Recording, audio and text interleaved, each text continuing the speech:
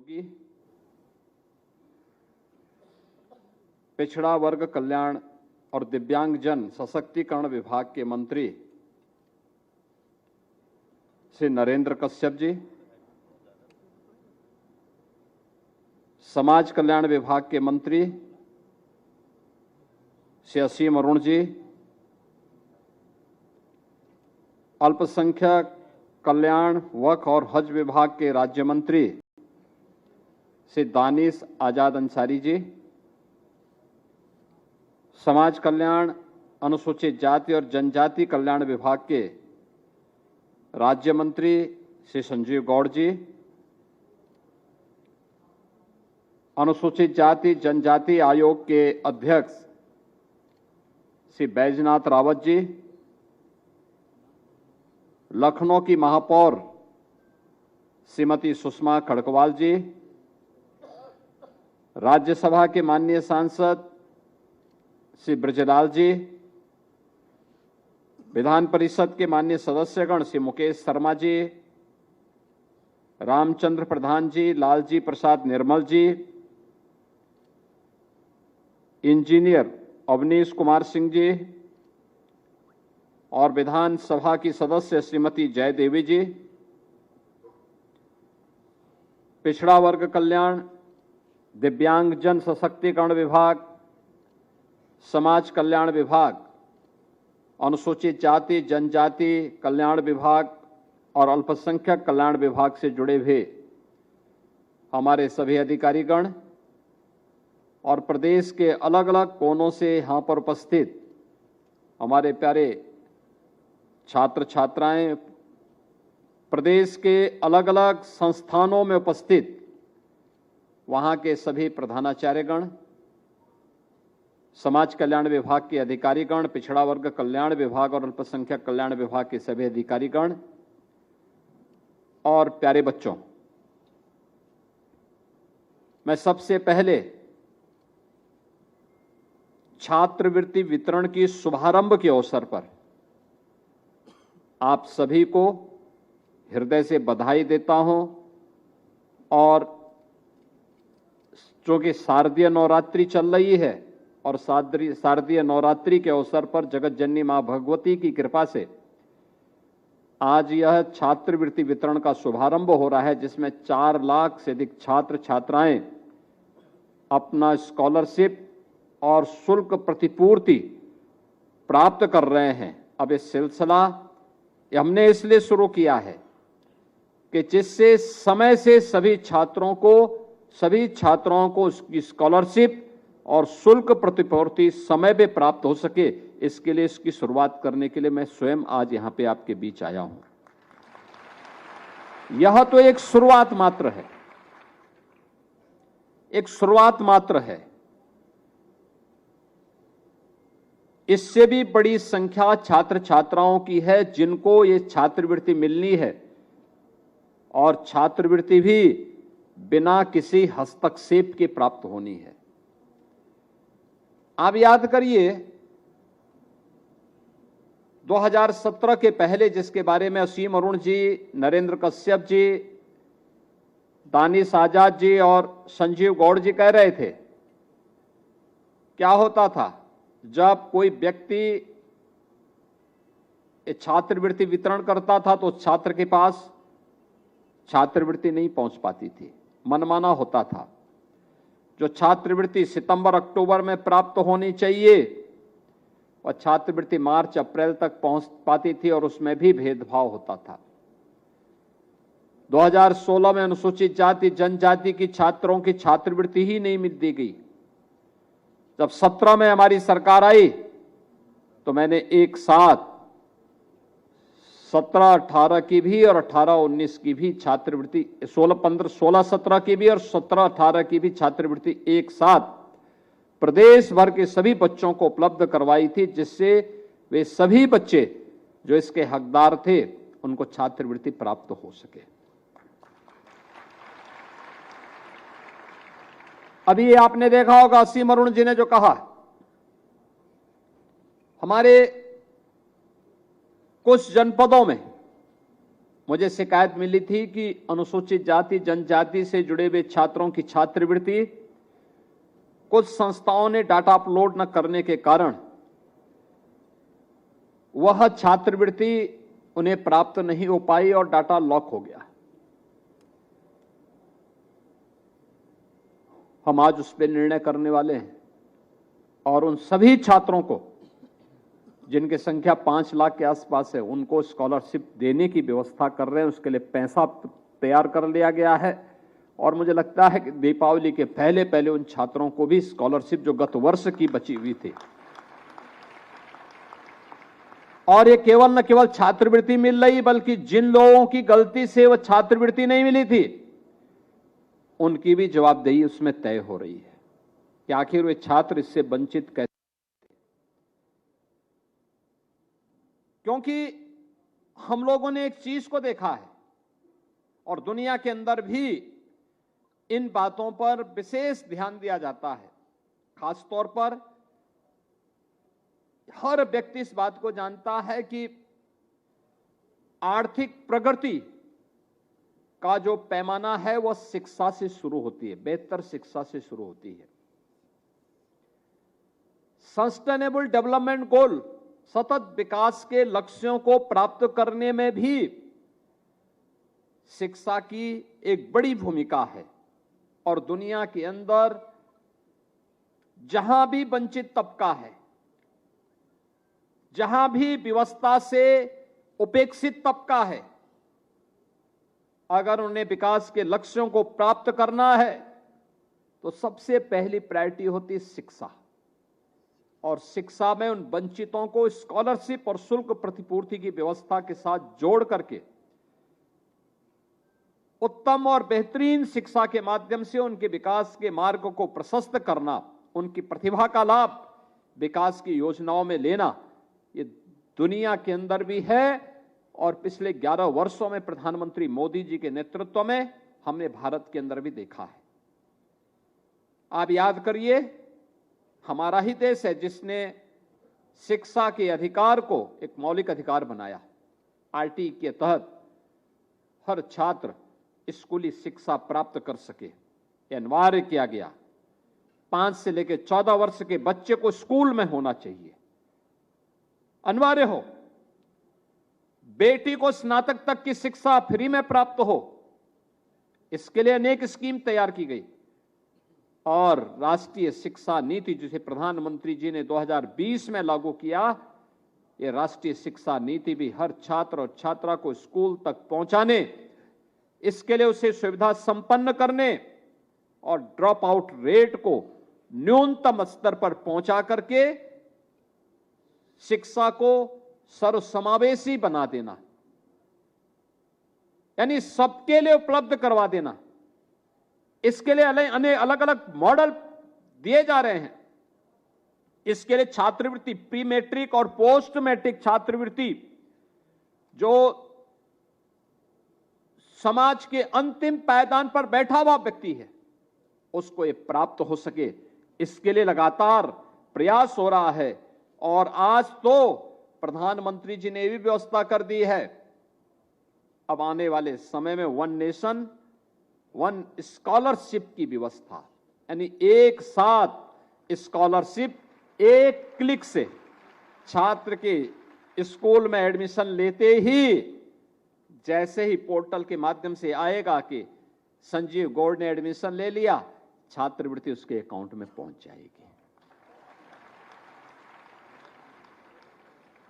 स्वतः ही स्फूर्त भाव के साथ ये प्रक्रिया होने वाली है और उसी को ध्यान में रख करके प्रधानमंत्री जी के प्रेरणा से हम लोगों ने उत्तर प्रदेश में व्यवस्था की। अकेले केवल 25-26 में वंचित वर्गों को 2,825 करोड़ रुपए की छात्रवृत्ति हम लोगों ने अब तक वितरित की है। छात्रवृत्ति, और यह छात्रवृत्ति डीबीटी के माध्यम से, यानी सीधे उस छात्र के अकाउंट में पैसा जा रहा है। छात्रवृत्ति के लिए अब उससे समाज कल्याण विभाग, पिछड़ा वर्ग कल्याण, अल्पसंख्यक कल्याण विभाग के कार्यालयों में नहीं जाना पड़ेगा, किसी की सिफारिश नहीं करनी पड़ेगी। एक छात्रवृत्ति एक क्लिक किया उसके पास पहुंच गई। ऐसे ही 17 में, वर्ष 17 से 2025 तक अब तक 2 करोड़ से अधिक छात्र छात्राएं इस सुविधा का लाभ प्राप्त कर चुकी हैं। और इसमें हम लोगों ने जो व्यवस्था की है, आज तो 9 से 12वीं तक के 4 लाख छात्र छात्राओं को आज इसका लाभ दिया जा रहा है, क्योंकि हम लोगों का ये मानना है कि शिक्षा ही वह माध्यम है जो आत्मनिर्भर भारत और विकसित भारत की संकल्पना को, प्रधानमंत्री जी की संकल्पना को साकार करने में सहायक हो सकता है। और यही सपना बाबा साहब भीमराव अंबेडकर जी का था, यही सपना उन महापुरुषों का था जो देश के संविधान निर्माण के दौरान स्वतंत्र भारत की व्यवस्था कैसे होनी चाहिए, उनका सपना यही था, जिसमें हर गरीब की पहुंच हो, हर वंचित शासन की व्यवस्था का हिस्सेदार बने, हर छात्र स्कूल में पहुंच सके। और इन सब कार्यक्रमों को हम आगे बढ़ाने का काम कर रहे हैं। इसमें आने वाले समय में जो हम लोगों ने व्यवस्था की है, तकनीकी सुधार, क्योंकि बहुत सारे विद्यालयों ने, बहुत सारे विश्वविद्यालयों ने वे समय पर डाटा अपलोड नहीं करते, छात्रवृत्ति के बारे में सही जानकारी नहीं देते, और एक बार डाटा लॉक हो गया तो उसके बाद फिर उसको खोलना दिक्कत होता है। छात्रवृत्ति पोर्टल को आर्टिफिशियल इंटेलिजेंस आधारित वेरिफिकेशन सिस्टम के साथ जोड़ना है, यानी मनुष्य का हस्तक्षेप कम हो जाए, बंद हो जाए। छात्र ने एडमिशन लिया, स्कॉलरशिप उसके तक पहुंच जानी चाहिए, स्वतः स्फूर्त भाव के साथ पहुंचनी चाहिए, व्यक्ति का हस्तक्षेप न्यूनतम हो। मोबाइल ऐप के जरिए छात्र भी और अभिभावक भी रियल टाइम ट्रैकिंग सुविधा से जुड़ सके, उसको पता होना चाहिए कि उसकी छात्रवृत्ति कब तक आ रही है। मोबाइल ऐप उसको बता देगा कि उसकी छात्रवृत्ति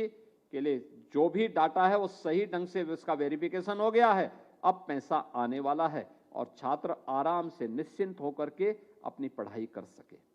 ये हमारी इस योजना के तहत कार्य करना है और इसमें ग्रामीण और पिछड़े क्षेत्रों में व्यापक जन जागरूकता अभियान के साथ पात्र और छूटे हुए छात्रों को इसके साथ जोड़ना, मेंटरशिप और कैरियर गाइडेंस कार्यक्रम को जोड़ करके छात्रवृत्ति को और प्रभावी बनाना, एक छात्र एक स्कॉलरशिप की अवधारणा को लागू कर सभी योजनाओं का एकीकरण करना, प्रदर्शन आधारित अतिरिक्त प्रोत्साहन देकर छात्रों को उच्च शिक्षा तक पहुंचने के लिए प्रेरित करना, यानी यहीं पे नहीं सीमित रहना है, उन्हें प्रोत्साहन करने के लिए अतिरिक्त, उन्हें आगे बढ़ने के लिए अतिरिक्त प्रोत्साहन और उच्च शिक्षा की डिग्री हासिल करने के लिए दुनिया के तमाम अच्छे प्रतिष्ठित संस्थानों में, विश्वविद्यालयों में वह प्रवेश ले सके, इसके लिए अतिरिक्त व्यवस्था इसके साथ देना और सीएसआर की भूमिका भी, जिसमें कॉर्पोरेट सोशल रिस्पांसिबिलिटी के माध्यम से, सीएसआर के माध्यम से भी के साथ भी इसको जोड़ने की प्रक्रिया के साथ जोड़ना। यह एक प्रक्रिया प्रदेश सरकार ने इसके माध्यम से बनाने के साथ आगे तैयार किया है। मुझे प्रसन्नता है इस बात की कि जो हमारा शताब्दी संकल्प अभियान है, जिसमें यह देश जब आजाद होगा, आजाद हुआ था, अपनी शताब्दी महोत्सव मना रहा होगा, आजादी का शताब्दी महोत्सव कैसा होगा यह तय करने के लिए शताब्दी संकल्प अभियान चल रहा है 2047 का। 2047 यह देश अपनी आजादी के 100 वर्ष पूरे करेगा। शताब्दी संकल्प का जो अभियान है हमारा कैसे होना चाहिए, इस शताब्दी संकल्प के साथ 2047 के साथ हम सब जुड़ सकें, उस संकल्प के लिए विकसित भारत का विकसित उत्तर प्रदेश होना चाहिए, आत्मनिर्भर भारत का आत्मनिर्भर उत्तर प्रदेश होना चाहिए। और उस अभियान को आगे बढ़ाने के लिए जो सरकार ने व्यवस्था की, मुझे उसके बारे में बताना है, खासतौर पर समाज कल्याण विभाग द्वारा अनुसूचित जाति जनजाति के छात्रों के और सामान्य छात्रों को जो कक्षा 9 से 12वीं तक के आज के इस कार्यक्रम में हम लोग जिन 4 लाख छात्रों की सुविधा उपलब्ध करवा रहे हैं पहले चरण में, इसमें 1,12,000 छात्र प्रथम चरण में आज छात्रवृत्ति प्राप्त कर रहे हैं। पिछड़ा वर्ग कल्याण विभाग के 2.5 लाख से अधिक छात्र छात्राएं हैं और अल्पसंख्यक कल्याण विभाग के 25,000 छात्र छात्राएं आज इस सुविधा का लाभ यहां प्राप्त कर रहे हैं। 17-18 से वित्तीय वर्ष 24-25 तक अनुसूचित जाति जनजाति के 1,23,00,000 छात्र छात्राओं को 13,201 छात्र छात्राओं को इसके माध्यम से 9,150 करोड़ रुपए के धनराशि उनको वितरित की गई, यानी पैसा डीबीटी के माध्यम से उनके अकाउंट में भेजा गया। और 17-18 से लेकर के 24-25 में सामान्य वर्ग के 58,90,000 छात्र छात्राओं के लिए भी 5,945 करोड़ रुपए उनके अकाउंट में भेजने की व्यवस्था की गई। इसके साथ ही पिछड़ा वर्ग कल्याण विभाग में 16-17 से लेकर के अब तक जो व्यवस्था की गई, 16-17 में 17-18 में 1,648 करोड़ 91 लाख रुपए, 18-19 में 1,883 करोड़ 96 लाख रुपए, वर्ष 2019-20 में 1,887.29 करोड़ रुपए और 2020-21 में 1,505 करोड़ 53 लाख रुपए, 2021-22 में 1,581 करोड़ 92 लाख रुपए 42 लाख रुपए और 23-24 में 1,800 करोड़ 1,813 करोड़ 97 लाख रुपए और 23-24 में 2,608 करोड़ 13 लाख रुपए, 2024-25 में 2,861 करोड़ 38 लाख रुपए और 25-26 में हम 3,124 करोड़ 45 लाख रुपए, यानी 17-18 में हम स्कॉलरशिप देते थे 1,648 करोड़ और आज 25-26 में स्कॉलरशिप दोगुनी हो चुकी है, लगभग यानी 3,124 करोड़ 45 लाख रुपए का वितरण अनुसूचित पिछड़े वर्ग के छात्रों को उपलब्ध करवाने की कार्रवाई की जा रही है। यानी यह बताता है कि सरकार के द्वारा लगातार इस राशि में वृद्धि करते हुए उन छात्रों को इस योजना के साथ जोड़ने का कार्य भी हुआ है और इसके माध्यम से तमाम प्रकार की हम लोगों ने व्यवस्था के साथ उसे जोड़ने का काम किया है, जिसके माध्यम से तकनीक का बेहतर उपयोग करना, आर्टिफिशियल इंटेलिजेंस के माध्यम से वेरिफिकेशन की कार्रवाई को आगे बढ़ाना, डीबीटी के माध्यम से छात्रों के अकाउंट में पैसा सीधे जाए, बीच में कोई भी हस्तक्षेप किसी का न हो, यह व्यवस्था उसके साथ जोड़ने की कार्रवाई की गई है। और परिणाम क्या है कि प्रदेश के अंदर हम लोग आज पिछड़े वर्ग के ही छात्रों को देखेंगे तो 2,07,53,457 छात्र छात्राओं को पिछड़े वर्ग के 13,535 करोड़ रुपए से की अधिक की राशि 17-18 से 24-25 के बीच में वितरित हुई है। यानी सरकार इस मामले में लगातार पूरी प्रतिबद्धता के साथ कार्य कर रही है और इस कार्यक्रम के साथ हर छात्र छात्रा को जोड़ने का काम कर रही है। इसके लिए सरकार ने 16-17 से एक और व्यवस्था बनाई है कि पिछड़े वर्ग के छात्र छात्राओं के लिए कंप्यूटर प्रशिक्षण की व्यवस्था को भी 11 करोड़ से बढ़ाकर के 35 करोड़ रुपए की है। इसी के साथ छात्रावासों के अनुरक्षण के लिए भी धनराशि की व्यवस्था की है और प्रदेश के अंदर अन्य कार्यक्रमों के साथ ही हम लोगों ने अल्पसंख्यक कल्याण से छात्रों के लिए भी, उनके छात्रों के लिए भी ये सभी प्रकार की व्यवस्थाएं प्रदेश के अंदर की हैं, जिसके माध्यम से वे सुविधा का लाभ ले सकें, अच्छी पढ़ाई कर सकें। मैं एक बात आप सबसे जरूर कहना चाहूंगा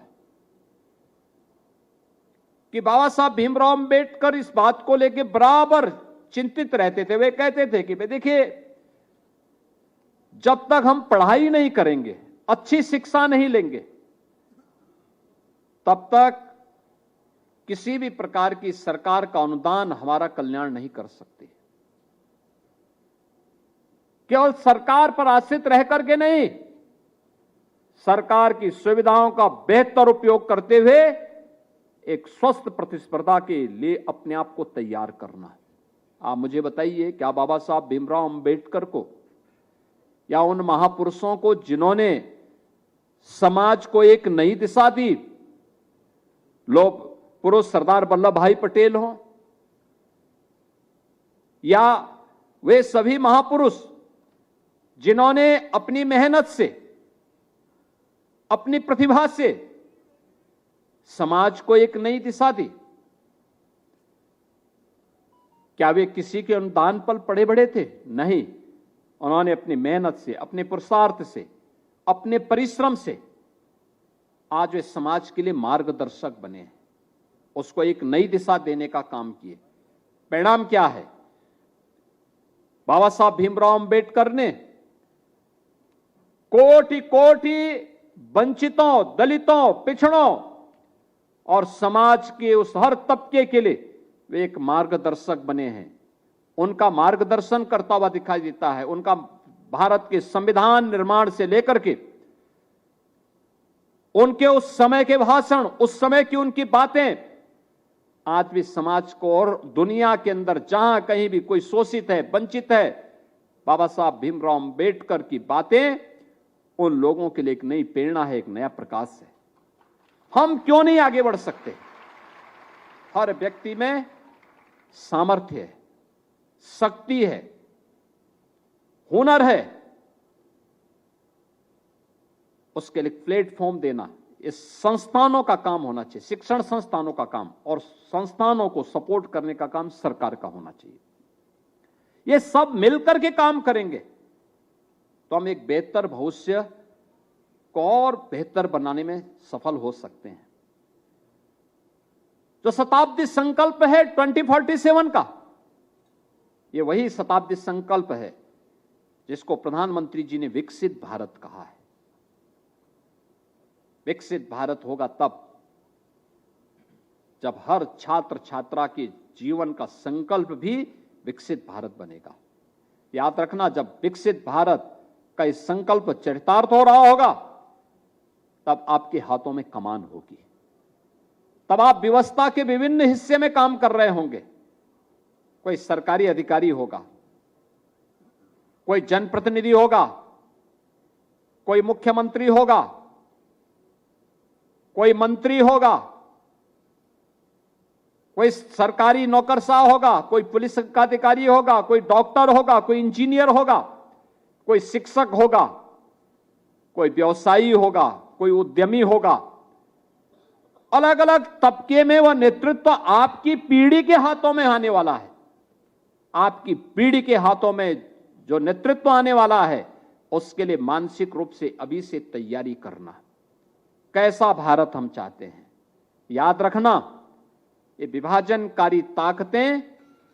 देश को गुलाम बनाई थी और फिर से नए भारत के लिए प्रधानमंत्री मोदी जी के नेतृत्व में जो अभियान चल रहा है, उस आत्मनिर्भर और विकसित भारत के लिए फिर से बाधक बनकर के समाज को बांटने का काम कर रहे हैं। हमारा प्रयास होना चाहिए, हमें बंटना नहीं है, हमें एकजुट होकर के बेहतर शिक्षा के लिए हर छात्र को स्कूल तक पहुंचाना है। हर छात्र को, हर वंचित को स्कूली शिक्षा के साथ जोड़ना है, उसकी शिक्षा के उन्नयन के लिए प्रयास करना है। आज तो सरकार अनेक कार्यक्रम कर रही है। समाज कल्याण विभाग ने, समाज कल्याण विभाग के जितने भी छात्रावास हैं, उनकी आश्रम की व्यवस्था, छात्रावासों की व्यवस्था को बेहतर बनाने का काम किया है। उनके सुंदरीकरण के कार्यक्रम, उनके मरम्मत के कार्यक्रम को अनुसूचित जाति, जनजाति और पिछड़ी जाति के साथ साथ हर गरीब, हर तबका जो अब तक व्यवस्था से कहीं ना कहीं उन सुविधाओं से वंचित रहता था, आज उसको व्यवस्था का मुख्य हिस्सा बनाने के लिए अनेक प्रकार के कार्यक्रम चल रहे हैं। आपने देखा होगा अभ्युदय कोचिंग की व्यवस्था और समाज कल्याण विभाग के द्वारा संचालित कोचिंग, परिणाम क्या है? प्रतियोगी छात्रों की संख्या में आज इन कोचिंग संस्थानों में जिन लोगों ने कोचिंग ली है,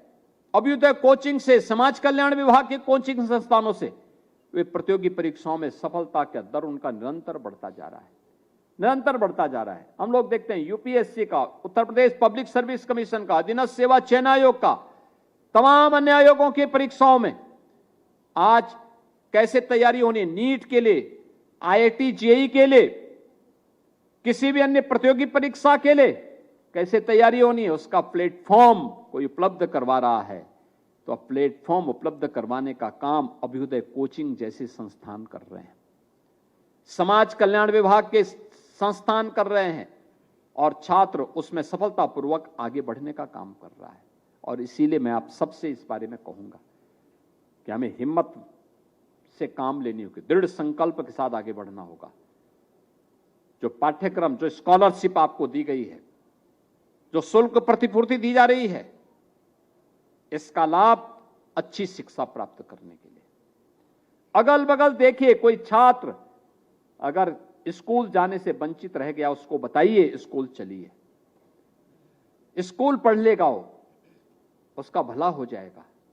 सरकार की सुविधा का लाभ देना चाहिए। सरकार ने अनेक व्यवस्थाएं की हैं। आपने देखा होगा कस्तूरबा गांधी विद्यालय 8वीं तक चलते थे, अब 12वीं तक कर दिए गए। एक ही कैंपस में गरीब घर की अनुसूचित जाति, जनजाति की बेटियों को ला करके, पिछड़े वर्ग की बेटियों को ला करके पढ़ाने की व्यवस्था की जा रही है। छात्रावास में रहने खाने की व्यवस्था दी जा रही है, स्कॉलरशिप दी जा रही है, यूनिफॉर्म दी जा रही है। बेसिक शिक्षा परिषद के विद्यालयों में 1,60,00,000 बच्चों के लिए यूनिफॉर्म, 2 यूनिफॉर्म, जूता मोजा फ्री, स्वेटर भी की व्यवस्था की जा रही है, जिससे बच्चे पढ़ लिख जाएं। आंगनवाड़ी केंद्रों को सुदृढ़ करके एक व्यवस्था की जा रही है कि आंगनवाड़ी केंद्रों में जो बच्चे जाएंगे, 3 से 6 वर्ष तक के बच्चे, वे वहां केवल जा करके जाएंगे नहीं, पोषण मिशन के साथ साथ उन बच्चों को प्री प्राइमरी के बारे में भी वहां बढ़ाना है, अक्षर ज्ञान के साथ जोड़ना है, पोषण मिशन के साथ जोड़ना है, क्योंकि वो हमारा भविष्य है। और उस भविष्य को अगर वो स्वस्थ रहेगा तो समाज स्वस्थ रहेगा, और स्वस्थ समाज ही सशक्त बन सकता है, समृद्ध बन सकता है, और उसके लिए कार्य हो रहा है। आश्रम पद्धति के विद्यालय ये बनाए जा रहे हैं, जहां पे अनुसूचित जाति, जनजाति के बच्चों को ला करके उनकी उत्तम पढ़ाई कराई जाती है। अटल आवासीय विद्यालय बन रहे हैं, रजिस्टर्ड श्रमिकों के बच्चों को ला करके, बीओसी बोर्ड में जो रजिस्टर्ड हैं उन बच्चों को ला करके 6ठी क्लास से लेके 12वीं क्लास तक की उत्तम शिक्षा की व्यवस्था, इतनी उत्तम व्यवस्था वहां पर, जैसे सैनिक स्कूल के तर्ज पर उसको आगे बढ़ाया जा रहा है। उनका स्किल डेवलपमेंट के कार्यक्रम, मुख्यमंत्री कंपोजिट विद्यालय और पीएम श्री विद्यालय के माध्यम से शिक्षा के उन्नयन के लिए अनेक कार्यक्रम आगे बढ़ाए जा रहे हैं। ये इसलिए जिससे अच्छी शिक्षा आप अर्जित कर सके, आपकी प्रतिभा का लाभ देश को मिल सके, आने वाली पीढ़ी ले सके। शताब्दी संकल्प के अभियान में एक नेतृत्व के रूप में आप सब प्रभावी ढंग से विकसित भारत के इस मंत्र को अपने जीवन का हिस्सा बना करके देश को आगे बढ़ा सकें, और उसी अभियान के साथ जोड़ने के लिए आज हम सब यहां पर आए हैं। ये एक शुरुआत है। याद रखना, केवल 4 लाख ही बच्चे नहीं हैं, ये संख्या अभी कई गुना है। मेरी सभी संस्थानों से यह आग्रह होगा, उन बच्चों के डाटा को तत्काल अपलोड करें। एडमिशन बहुत सारे संस्थानों में पूरे हो चुके हैं, वे भी, और जहां पर अभी प्रयास नहीं हुआ वे एडमिशन समय पे पूरा करते हुए उन बच्चों को भी डाटा को तत्काल अपलोड कर लें, जिससे हम इस प्रक्रिया को आगे बढ़ा सकें, समय पे बढ़ा सकें, हर छात्र को समय पे उसकी स्कॉलरशिप मिल सके, समय पे उसकी शुल्क प्रतिपूर्ति हो सके, समय पे सभी प्रकार की सुविधाएं उन्हें प्राप्त हो सकें, छात्र को इधर उधर भटकना ना पड़े, इस बात को सुनिश्चित करेंगे। और मैं विभागों से भी कहूंगा, पिछड़ा वर्ग कल्याण विभाग से, समाज कल्याण विभाग से, अनुसूचित जाति जनजाति के छात्र छात्राओं के लिए, अल्पसंख्यक कल्याण के छात्र छात्राओं के लिए, और जो सामान्य छात्र छात्राएं वंचित और गरीब तबके के हैं उनके लिए स्कॉलरशिप की जो व्यवस्था है, शुल्क प्रतिपूर्ति की जो व्यवस्था है, इस प्रतिपूर्ति को तत्काल इस प्रक्रिया को पूरा करते हुए एक एक स्तर पर जवाबदेही, इसका आवश्यकता पड़ती तो प्रशिक्षण विश्वविद्यालय महाविद्यालय स्तर पर वर्चुअल हम प्रशिक्षण भी उनको दें, कैसे डाटा अपलोड करना है, और एक एक व्यक्ति को नोडल अधिकारी बना करके उसके माध्यम से इसको हम एक समय सीमा के अंदर प्रारंभ कर सकें। अनुसूचित जाति जनजाति के जिन छात्रों को गत वर्ष स्कॉलरशिप डाटा अपलोड न होने के कारण नहीं मिल पाई है, हमारा प्रयास होना चाहिए कि दीपावली के पहले उनको ये स्कॉलरशिप अवश्य समाज कल्याण विभाग दे देगा। इस विश्वास के साथ मैं आज के इस अवसर पर प्रदेश भर के यहां पर तो उपस्थित सभी छात्रों छात्राओं को, प्रदेश भर के अलग अलग संस्थानों में 4 लाख से अधिक छात्र छात्राएं उपस्थित हैं उनको भी, और साथ साथ जिनको भविष्य में मिलने वाला है उनके डाटा को अपलोड करने के लिए भी आह्वान करते हुए आप सबको मैं शारदीय नवरात्रि और विजयादशमी की मंगल में शुभकामनाएं देता हूं और विश्वास करता हूं हम विभाजनकारी ताकतों के नहीं बल्कि समाज को एकजुट करने और राष्ट्र को मजबूत प्रदान करने वाले इस अभियान का हिस्सा बनेंगे। इस विश्वास के साथ आप सबके प्रति मैं अपनी शुभकामनाएं देता हूं। धन्यवाद। जय हिंद।